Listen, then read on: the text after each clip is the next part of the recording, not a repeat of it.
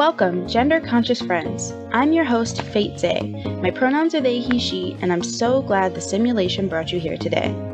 This is Our Lives, Gender Included, where I and another gender-conscious friend talk about things found in everyday life and how gender, if at all, affects those topics. This episode's topic is breakups, but before I intro our guest, I gotta get the important stuff out of the way. First of all, yesterday was the last day of Spooktober, so you can check on my TikTok page or my Instagram page, and hopefully by the end of the day I'll have a compilation video up on my YouTube to where you can see all of the drawings I did of all of the art I did for Spooktober.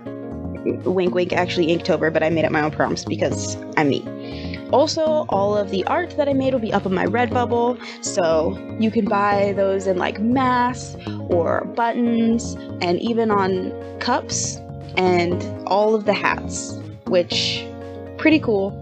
And some of them can come on prints, but some of them are too small, so sorry about that, but I am sure most of them can come on postcards, so that's pretty cool. Also, I will start making my Christmas art soon, so you can start buying Christmas art because Christmas is coming up soon, and what's a better present than some original small business art up on my Redbubble? There you go. Shopping small and getting ready for Christmas. Two birds, one stone. That's what I say.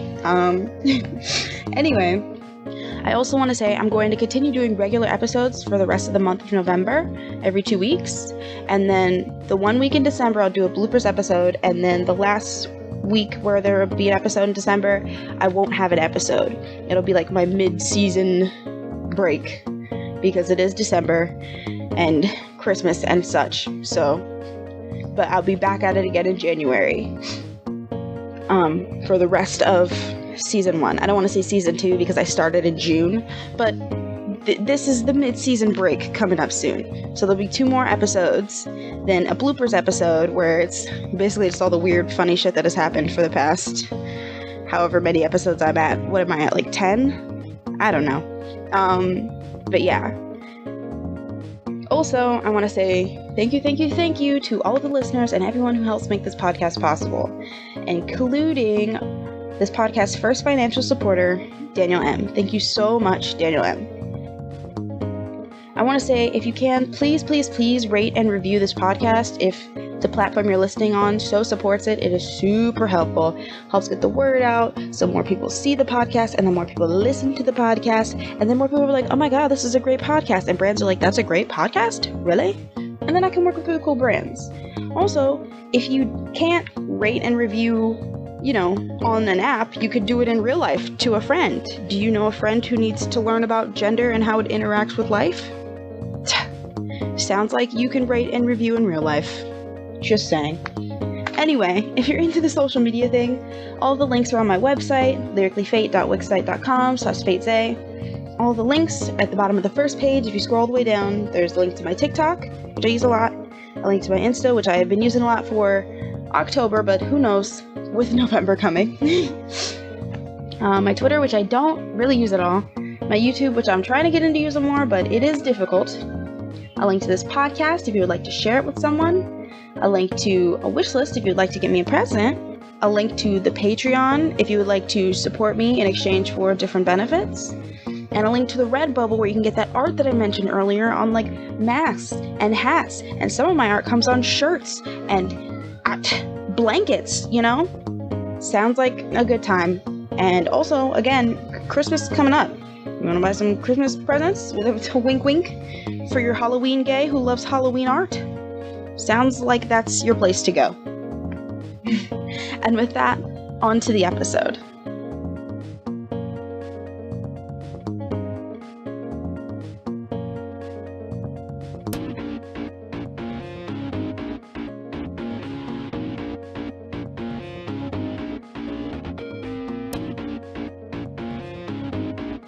Hello. Hi. So today we have our gender conscious friend who is an aspiring filmmaker and the coolest Derby girl, Isaac Dahl. So to start off, we're just going to have you tell us about your gender journey, kind of like how you got to where you are right now. For sure. So My gender journey starts all the way back in a little town. You probably never heard of it, called Peoria, Illinois. It's funny because it's a big city. That's not a big city. Whatever. Anyway, so I was born at a very young age, and no, even before that, actually, is where my gender journey starts. So my parents did not want to know the gender of their baby. Um, they were like, let's keep it a surprise. And so really all my mom had to go off of was the craving she had. So when she had me, she had a lot of sweet cravings. So in comparison to my older brother, she didn't have a lot of sweet cravings with him. So she thought that I was going to be a girl, because she was having all these, sweet cravings with me. And so, the day comes, she, I am removed from her body because my head was too big. So they had to do a C-section. So, she tried as she might, she did not give birth to me. I was lifted out of her. And so when you do a C-section, there's like a curtain that goes in front of their eyes. So my mom and my dad were both behind this curtain, and the doctor pulls me out and I was like, oh, this is a pretty good looking baby. Not saying what gender I am, just saying I'm a good looking baby. Awesome. But anyway, so that's where my gender journey starts, with my mom thinking she was going to have a daughter, and then me just being a good looking baby. And so from that point on, I was always like, I was never like stereotypically a man. For a while, I tried doing that because my brain does this thing where I will just throw my entire self into thinking that I like something if I think it's my only option. Like as subconscious as it is, like it's a thing that I've discovered I do, which is concerning. But but I was never like genuinely stereotypically into like man things. And I always felt like I identified more with my peers who were girls rather than my peers who were boys. I mean, I got along with everyone as long as they weren't jerks. But I found I had an easier time making friends with girls than with boys. So I thought, okay, that's interesting. So then for a while in, I want to say middle or high school, I was bisexual. And something I've found that was interesting is if my gaydar is going off, usually I will confuse non-binary people and bisexual people. This is like, I don't know anything about them. I'm like, oh, that person's non-binary. No, they're cisgender, but they are bisexual. So, very similar energies. So I kind of feel like that's what happened with me. Because I'm not really attracted to men and all that. So, then pandemic happens. I go into the pandemic bisexual and cisgender, and I come out of the pandemic. We're still in the pandemic, but I come out of quarantine, basically being non-binary. So I was no longer bisexual. I didn't identify with that label. But non-binary, on the other hand, was a label I did identify with. And this was after I had joined TikTok. So yes, TikTok trans to my gender. It does that with everyone. It also trans mine. Yeah, I got you. I don't want it to sound like I just saw a TikTok and was like, oh, that's my life now. It was more so I heard people's experiences talking about gender and non-binary people talking about how they think gender is weird. And I said, I relate to that a few too many times. Yeah. And I thought, maybe there's a reason I relate to this so much. This is suspicious. Huh. Right. And then for a while, I was starting to identify with more of the feminine parts of myself. And so then that got me into being a demigirl, because I like remembered that term in the deep recesses of my mind.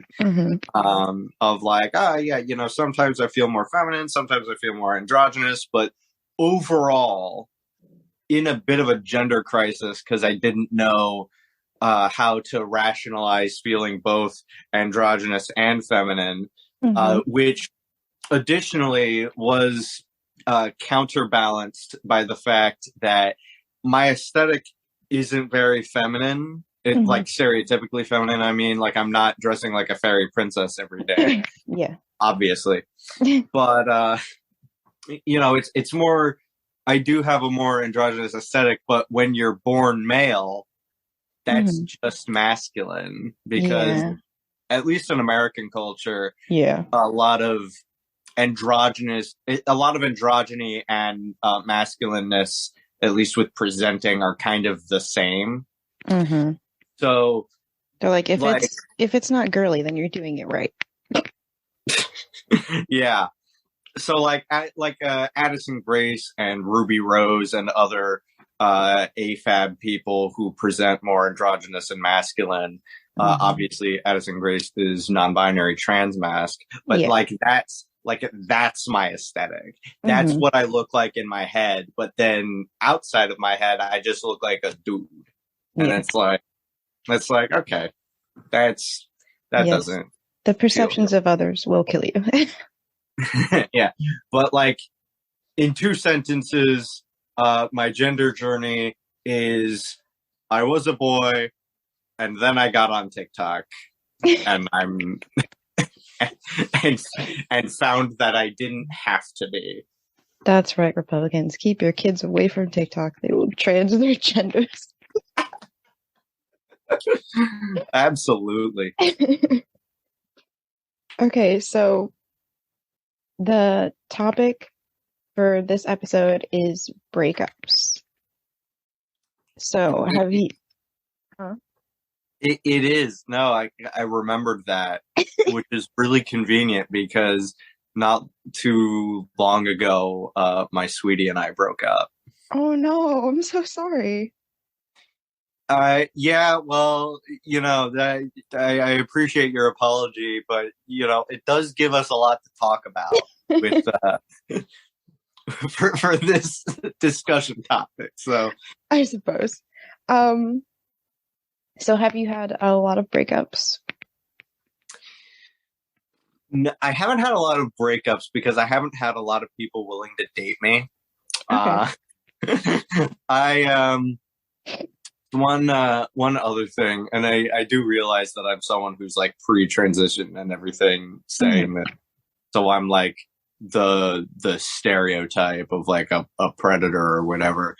But a while ago, one of my other genderqueer friends, August Greenwood, not to drop any names or anything, but my friend August Greenwood was talking on like a live, and mentioned that they're a lesbian, but because they're also non-binary, they don't feel welcome in the lesbian community.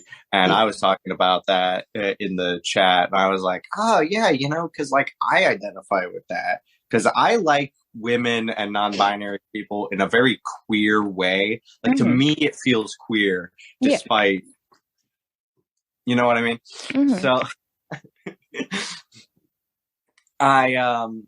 I've been, so like I feel like, you know, I think because I feel like a queer woman myself, then you know, I'm attracted to other queer women, which is a problem when you're like biologically male. Like just at least in the queer women community, usually. Yeah, it's usually physically, you know, there's nothing wrong with it, but the community is them. Yeah, well, I specifically see, because it's because I'm pre-transition. If I were post-transition, it'd be fine. But because I'm pre everything, I just look like a guy. Yeah. And believe it or not, lesbians aren't attracted to men. This is, shocking development, but they aren't. Yeah, but also you're not a man. That's so right. But I look and sound like one, which is the problem. My outsides don't match my insides. Yeah. And so I feel like because of that, I think that might be one of the reasons that I haven't had much luck in my love life. But I have had a few relationships. So the first person I was with got together with me because she was depressed and I was kind and available. Okay. Which not great. But you can tell that I wasn't her type because every ex she had after me, because we went to high school together, every ex she had after me was like completely different physically from me. These guys were tall. They were, like broad, like built. big, strong guys. Like, they were much taller than me. Now she was short, so like I'm pretty sure I was taller than her. But I mean, these guys were like, I'm not a tall person. These guys were like tall. I'm Jolly Green Giant tall. Like average height. These guys, these dudes, she was pulling like 6 foot tall dudes. So, I mean, I'm kind of glad we broke up because I don't really like her as a person anymore. So we don't need to get into that. The second person I dated, I don't think really liked me that way. I think she just decided to date me because I was persistent, which is a bad thing to be. But I'm just glad I got my shot, and she's very happy with someone else right now who we were also friends with. So, I couldn't be happier for her. Then let's see here. I also dated someone that I met in a mental health facility. Oh. Yeah. So, you can tell how that ended. Grippy socks and romance. Interestingly enough, so she was 17 and I was 14, which looking back is sort of a red flag. I feel like with age differences, you should like look at how old each person is. Like a 3-year age difference, that's nothing. But when it's a 17-year-old and a 14-year-old, that should raise some eyebrows. Yeah. 3-year age difference after already being adults, not that bad. But as children, pretty bad. Yeah. So anyway, we dated for a bit. We weren't supposed to date each other, but we did because we're rebels. But anyway, she broke up with me because she was scared I was going to break up with her. And I was repeatedly telling her I wasn't going to. And then we got back together. And it was like long distance. We were only like texting each other, and I just didn't feel anything anymore. So I ended up breaking up with her. But I got nothing but rave reviews from her because she said this was at the time when I was a boy. I was the best boyfriend she ever had. So, maybe she needs a girlfriend then if I was the best boyfriend, but whatever. Anyway, after her, I had somewhat of a dry spell. And I was still kind of teetering on my bisexuality for like all of these years. One time, a guy I went to like summer camp with or something, because we were in Boy Scouts, so we were in different groups. He was also 17 and I was still 14. And like we went back to his camp and I was friendly and oblivious. And so he asked to suck my dick. And I was uncomfortable with that. I was like, no. And then he kept like going, I guess, lower on the totem pole. He's like, can I See, I was very uncomfortable with the situation. And like an adult came by. It was like his grandpa or something. And so I kind of just took that opportunity to leave. And it was very, it was somewhat eye opening for me. But like other than that, you know, not much mutual attraction going on. So like 4 years later, I'm a whole adult now. Every person I've asked out has said no to me in the last few years. So I go on a dating app because I'm like, oh, yes, here's a service that matches people who want to date together. This will work out. It didn't. I think in terms of dating apps, like specifically dating apps, I've been on dates with one person that I met on a dating app. It was Hinge, and which personally for me is I think probably the best of like the core 3 dating apps because it's all like specifically personality based. And I feel like with Hinge, I've at least had conversations with the people I've matched with, whereas like on Tinder and Bumble, I'm pretty sure a lot of people swipe right on me accidentally. Yeah. Which, you know, never feels good. It's like, oh, you matched with me. You want to talk to me, right? No. Why did you at least tell me it was an accident? You know what I mean? Like, I'd rather hear that than nothing at all. But anyway, so I dated someone who was asexual for a while, and I'm a very physical lover. Like, not even just with like sexual things. I like cuddling and holding hands and physical touch is your love language. Yeah, physical touch is very much my love language. So someone who is like even touch repulsed, probably not a good fit for me. Yeah. And also she wasn't attracted to me. Like at all.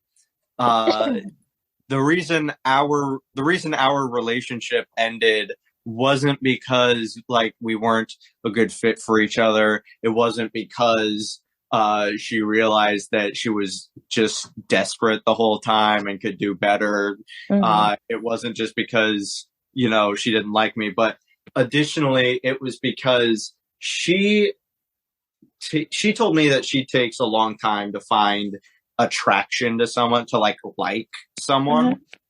And I knew that going in, which is, you know, so I knew what I was getting myself into.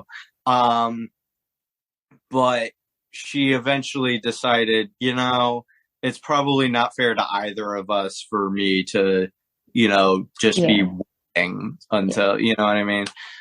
Which I thought, yeah, okay, that's fair.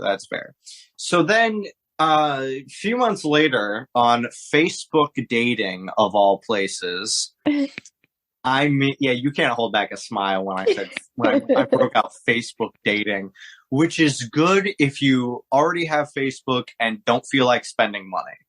I don't want to, because I don't want to have to like go back into the pool of people I went to high school with. I don't want to do that. Well, if you're already friends with them on Facebook, then they won't come up in your dating feed. Okay.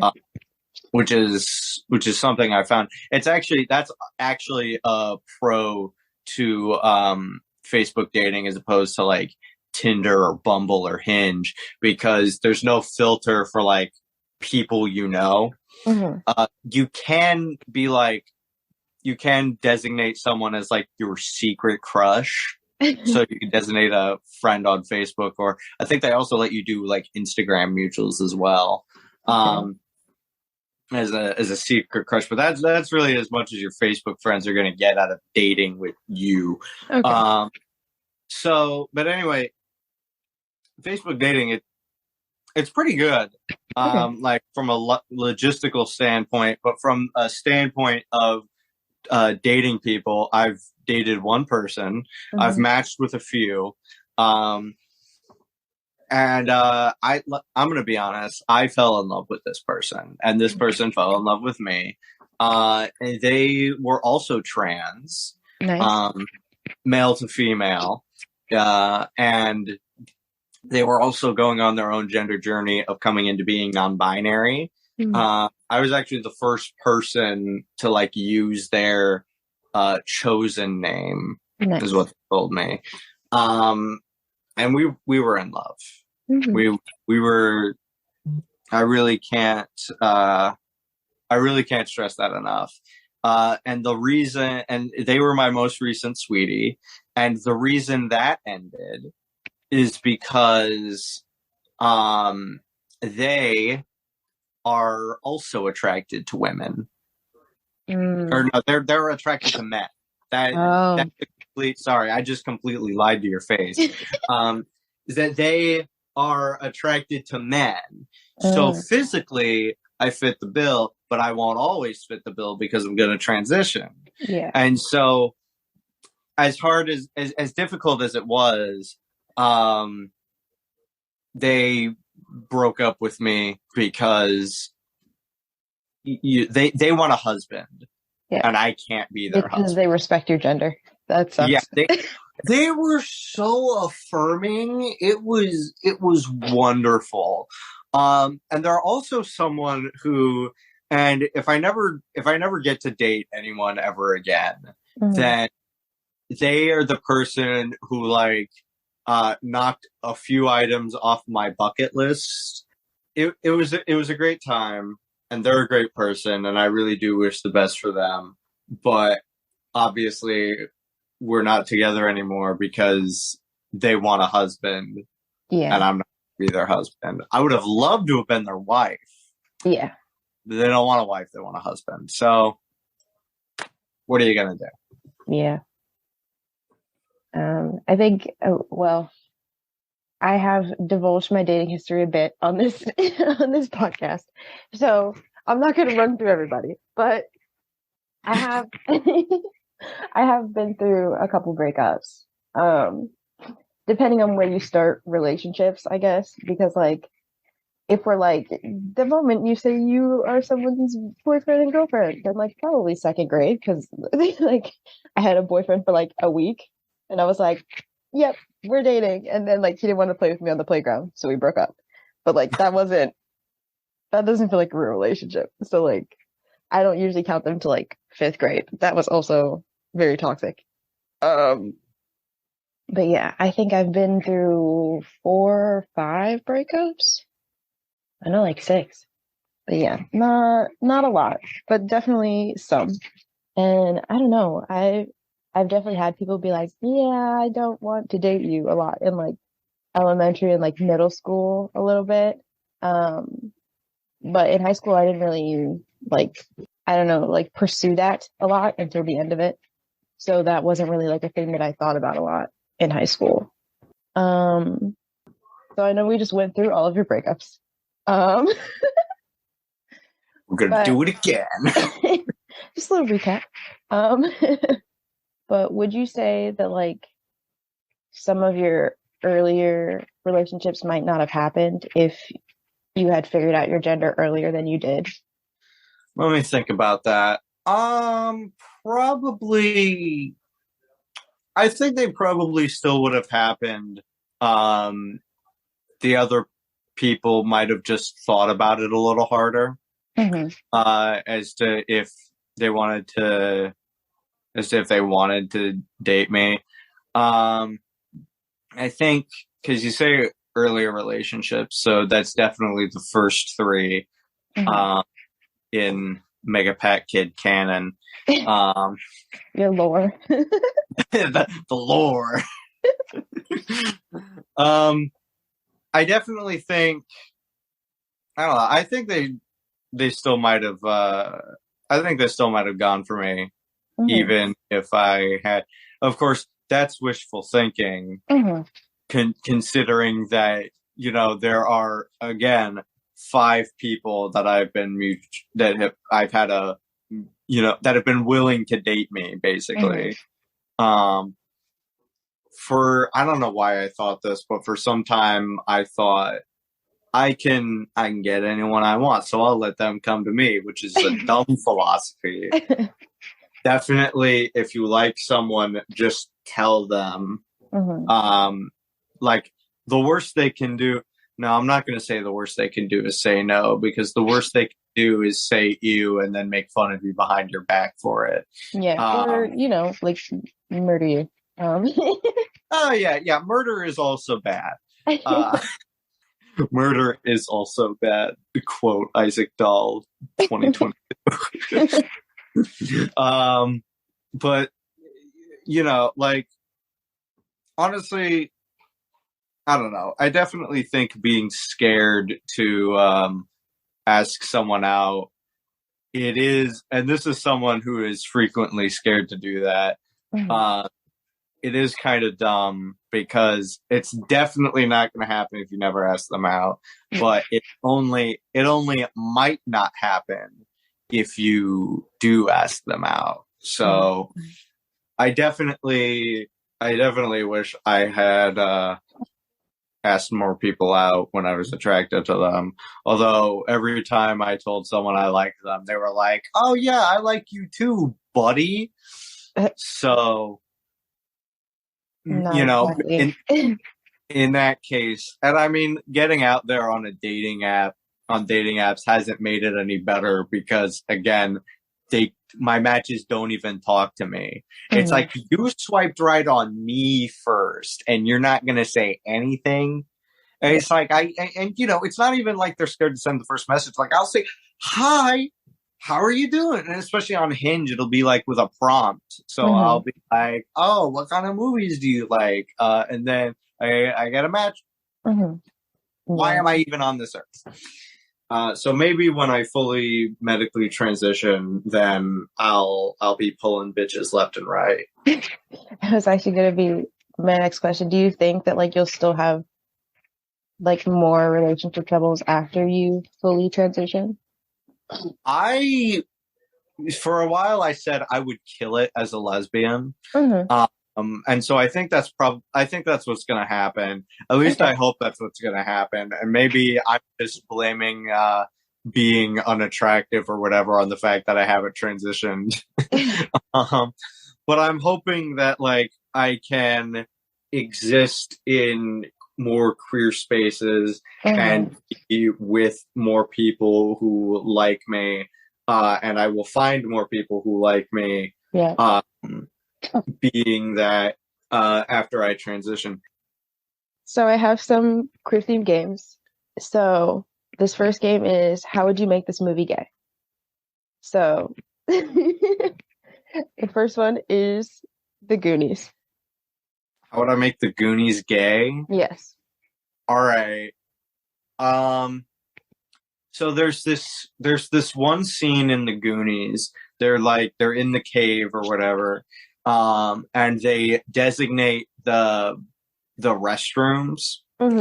And so like the older teenage girl asks like the main character's older brother. She like asks for him, but they're all like using the bathroom or whatever. I don't know why I put quotes around that. That's what they were doing. So she's like asking for him, and the main character is like, "Hey," I forget their names. He's like, "Hey, Dave," they're asking. Dave. Vanessa's asking for you. And he's like, "All right, well, you just go see what she wants, okay?" And he's like, "All right, fine." So he goes over there, and then she kisses him. And that was his first kiss. It was so cute. She's like, "I thought he didn't have braces," because she thought she was kissing the older brother. The younger brother's just like, yeah. Because, it was the 80s.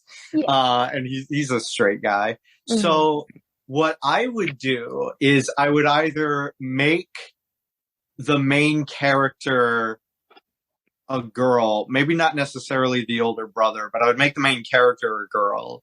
So, they're gay in that way. Or when the brother sent his younger brother is actually his younger sister. Yeah. Okay. And she has the same haircut or something. So, because women with short hair. So that's probably like that's like the least intrusive way to do it in terms of changing things. But a more a harder way to do it would be to make the would be to make that character, the girl, a man, and then the older brother and the younger brother, who's the main character, are just, and all three of them are gay. That's just already an established thing. Yeah. But probably, so that's probably what I would do to make the Goonies specifically gay. The next one is Beetlejuice. Love Beetlejuice. I'd just do a film version of the musical, because the musical is very gay. Okay. Beetlejuice is constantly going after what's the guy's name? The guy. I don't remember. I know who you're talking about. I don't remember. Yeah, the ghost guy. I would honestly just take all the jokes of that guy, of Beetlejuice, calling that guy like sexy, and I think he might grab his ass at some point. And I think even it kisses him, which is hilarious. And that's what I'd do. Easy answer. I had to think about Goonies for a bit, but easy answer for Beetlejuice. Just adapt the musical to the screen, which is already something I want to do. So yeah, I like to pull out like the classics in Disney, because I want people to really think about how you make it gay. What's your like favorite example so far, aside from mine, which have obviously become the favorite? I did Encanto with someone, and they were like, let's just make it to where the two dads without powers leave the Madrigals and they start a family together. That's hilarious. Yeah. The second queer themed gig I have for you is would you give them a queer happy ending? So when you signed up to be a part of the show, you sent in 5 favorite TV shows, and I've taken one character from 2 of those TV shows, and you would tell me each character whether you'd give them a queer happy ending in their universe. Okay. So the first one is Greta from Gravity Falls. Greta from Gravity Falls. She was Mabel's friend who wasn't the Asian one, right? She's Mabel's the one with like the really deep voice and overweight, and everybody keeps thinking that she's a boy. Yeah. Would I give her a queer happy ending? Let's see here. Does she have any like queer love interest? It's been a while since I've seen Gravity Falls. In the show, she does not have a queer love interest. She does, for one of the episodes, get hit on by like a prince or something at one of the rich family's parties. But she does not have any like queer. But the point is, if you would give them a queer happy ending, yes or no, like just making it up. Like it doesn't have to be. I would. I'd give her a queer happy ending. Okay. Do I have to describe what that is? You don't have to, but it is fun. Okay, because I'll make it up on the spot. I'll put her and her other friend together. Okay. They never leave Gravity Falls. They get married there, and they have a good time. And they like feed the gnomes. They like feed the gnomes. They just have a good time. They're a loving couple. They're like Charity Bryant and Sylvia Drake. They just live in this town. They become like the aunts of this small rural town. And that actually deal with the supernatural. Yeah, and that actually happened. Those are 2 real women who fell in love and got married in the 1800s. There wasn't like a marriage certificate because marriage wasn't legal back then. But again, dropping the name August Greenwood and my other friend Nala Palmer, they're both working to make their story into a musical a la Hamilton, not because of rap, but because of historical inaccuracies, because they're taking a lot of liberties. Yeah. But they are queer women, which is the point. Yeah, that's really the important part. They did actually become the aunts of their town. Um, and they did actually get buried together. Oh, which, nice.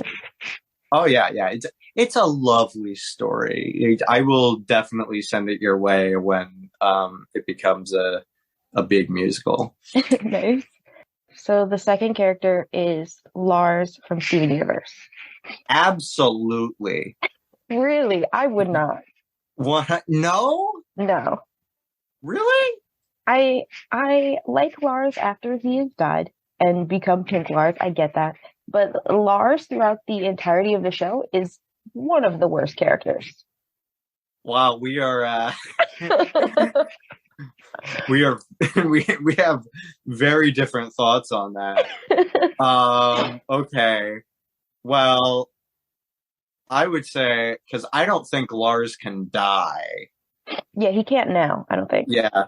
So I'm gonna say he finds a space vampire and Nice. and that would probably end up being a gem, but in actuality, I say space vampire just because vampires are immortal too. And I could honestly, Lars's aesthetic would for sure fit with a vampire. You know what I mean? Yeah. His whole space adventure aesthetic. Yeah. Yeah. So before we say goodbye, do you have anything you would like to promote? Yes. So I am I'm Mega Pack Kid on everything. It's spelled MEGAPACKID. Excuse me. If you go on YouTube, I'm the one with more subscribers. The other one is an imposter. Which is a real thing that happened. I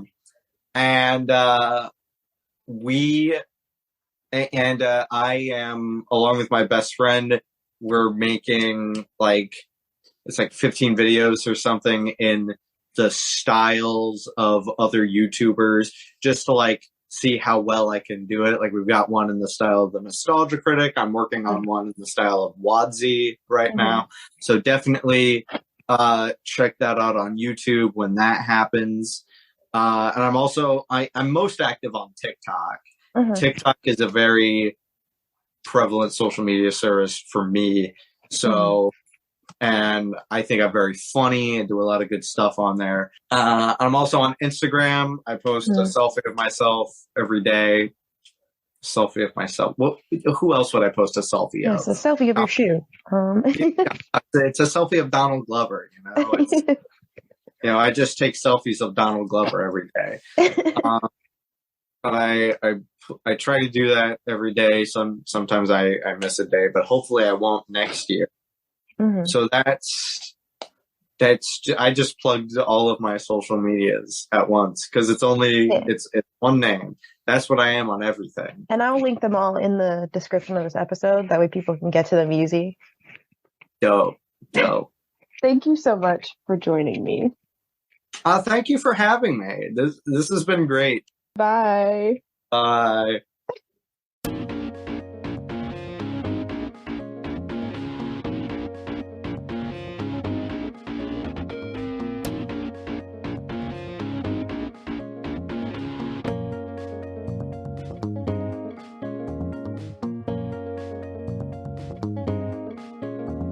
Thank you again to Isaac Dahl for joining me on the topic of breakups.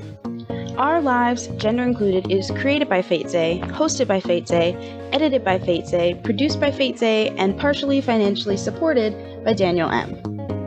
To access my socials, you can go to my website, lyricallyfaight.wixsite.com/FateZay. The link will be in the description, and you'll find the links to all of my socials on the first page. And if you click the support page, you can support me financially via a one-time donation on my PayPal, Cash App, or Venmo. Or you can support just this podcast by subscribing to Anchor, or you can subscribe to my Patreon at the various tiers I offer in exchange for different benefits. Or you can buy my art on various products on my Redbubble. Remember, Christmas is coming up. I want to get somebody a nice toasty blanket with my YouTube art on it, or maybe some of my Halloween art, some of my limited product art. I think somebody would really like a Plant Overlord cup.